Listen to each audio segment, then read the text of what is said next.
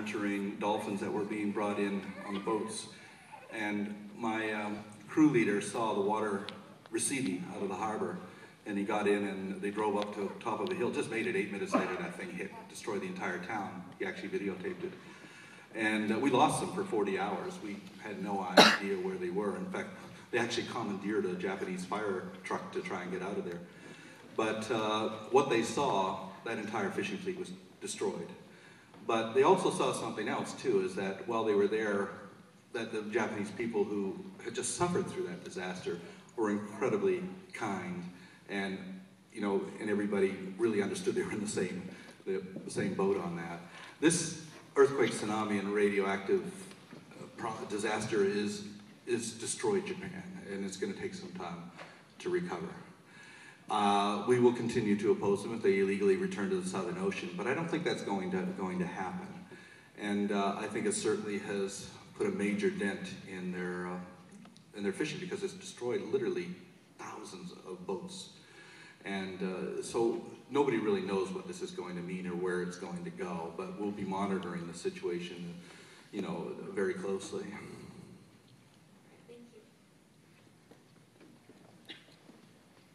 I got a couple questions for you. I just wondered if you ever had somebody who, they sort of give the impression they were volunteering, but come to find out they're actually trying to sabotage your operation. Yeah, we've had a couple of sabotage. I had an FBI agent on board one time when we discovered it was great, because I just said, hey, if the FBI want to pay wages for my crew, I have no problem with that. We don't do anything illegal or covert, so it wasn't a problem at all. But he wasn't trying to sabotage it, but to get information. But we've had a couple of people attempt to sabotage the ships, but we watch this pretty closely. Nobody can just go into our engine rooms, and we always have 24-hour guards, and we have cameras all over. So, but we expect that kind of thing, and so we take precautions. And my last question is, you sort of touched on the effects of factory farming on the planet. I just was curious if you were a vegetarian yourself. Yes, and we promote, our ships are all vegan, actually. And the reason that we promote that is because one of the most inconvenient truths about the inconvenient truth was that animal husbandry actually produces more greenhouse gas emissions than the entire automobile industry. So therefore, a meat eater, a vegetarian or a vegan driving a Hummer is contributing less to greenhouse global warming than a meat eater riding a bicycle. First of all, Bob, great job in what you do. I love what you're doing, your approach to it. I agree totally on your radical environmentalism. And I wonder, could your way of doing that be applied to other parts of environmentalism, just besides the way you do it on sea animals and marine life? Because I think it's very successful, and I agree with you that many people will do little things and have little protests, but they really don't hit to the heart of it. And could this be applied to other parts of environmentalism? I think if people use their imagination, they can come up with tactics and strategies that can be implemented that are effective. And we've seen this in many cases. I think that one guy, I met somebody at a film festival last year that he walked in. There was an auction on oil leases in Colorado or Wyoming, one of the two. And he walked in and he actually went in and he bid and won on all of those leases, except he didn't have any money. But they had awarded all the leases, and it was right at the end of the Bush administration, so the whole thing was in chaos, and they really couldn't put it back on the table. And so I said, well, that's fine, you can send me to jail, but you're not going to be drilling oil on this land. So that's an example of what one person could do. One of the things I should say is I think that the most effective power that we have in a movement is the passion of individuals and small groups of individuals. I don't look on big organizations to solve problems. All social revolutions throughout history were carried forth by individuals, and they made sacrifices. Governments have really never done very much. They take credit for everything. I mean, you go back to the suffragette movement. Those women were out on the streets, getting beaten, thrown in jail, and everything like that. All the while, Woodrow Wilson was attacking them and was totally opposed to them until they won. And who signed the bill, the amendment, giving women the vote? Woodrow Wilson. And what do we look at in history now? The vision of Woodrow Wilson. The bastard didn't have anything to do with it. It's all those nameless women who went out there and championed that cause that brought it about. Yes? Yeah.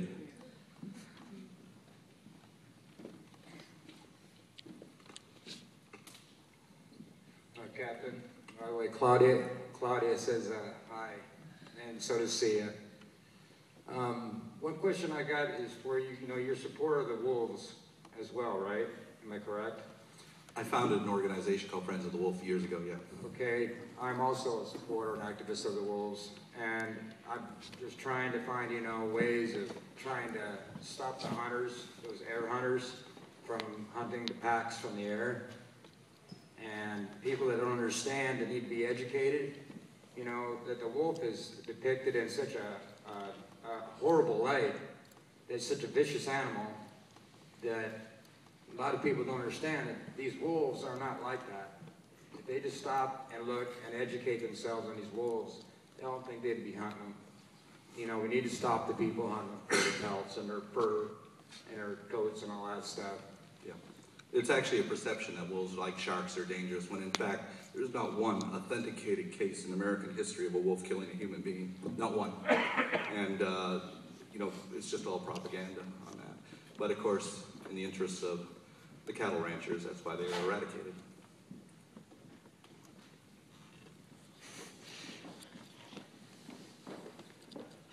Say, in case you haven't heard, there's a lot going on in Libya.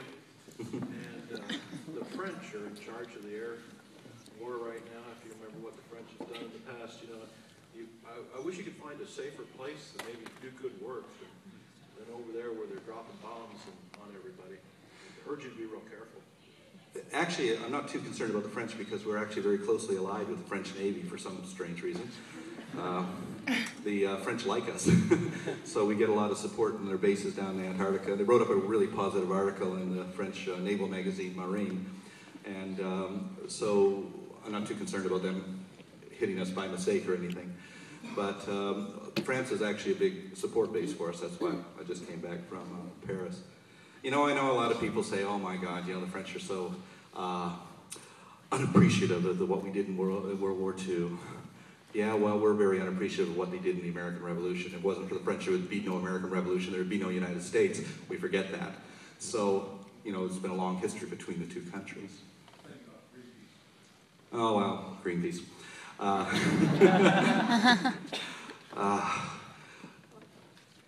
sometimes feel like Dr. Frankenstein, helped create the big green monster. It's a big corporation now, unfortunately, and all of its original members have been driven out. We are the original Greenpeacers, Bob Hunter and all these people. We are the original Greenpeace people. Greenpeace can't make a decision unless it takes us a year of meetings now, and they're really good at raising money. They raised $350 million last year, but they spent $75 million in direct mail campaigns to do that. Our entire budget last year was $10 million. So, I don't like these big organizations. I'm not going to just single out Greenpeace and everything. When I was a director for the Sierra Club, we had a budget of $85 million. As a director for 3 years, I couldn't figure out what the hell we were spending the money on it. I couldn't see the programs. All I heard was rhetoric, and all I know is that every 3 months, we went to some exotic place to have a meeting, which cost an incredible amount of members' money. And I used to look at it as a Sierra Club conversation and gourmet society. Because, oh, where are we going? Oh, Boston. Oh, that sounds like lobster, Oh, we're going to South Carolina. Oh, blue crabs, And the worst one, I thought, was when we had a meeting in Billings, Montana at a hunting lodge, and the dinner was bison and antelope. And I said, don't you guys see some sort of contradiction here? But apparently they didn't. So, I've sort of had my fill with those big organizations. I'd like to thank you for coming to Iowa State, but before you leave, we would like to make a brief presentation. Madeline has a copy of The Great Sperm Whale by Richard Ellis that is presented to you from the University Press of Kansas. Thank you. Everyone please join me in thanking Mr. Watson and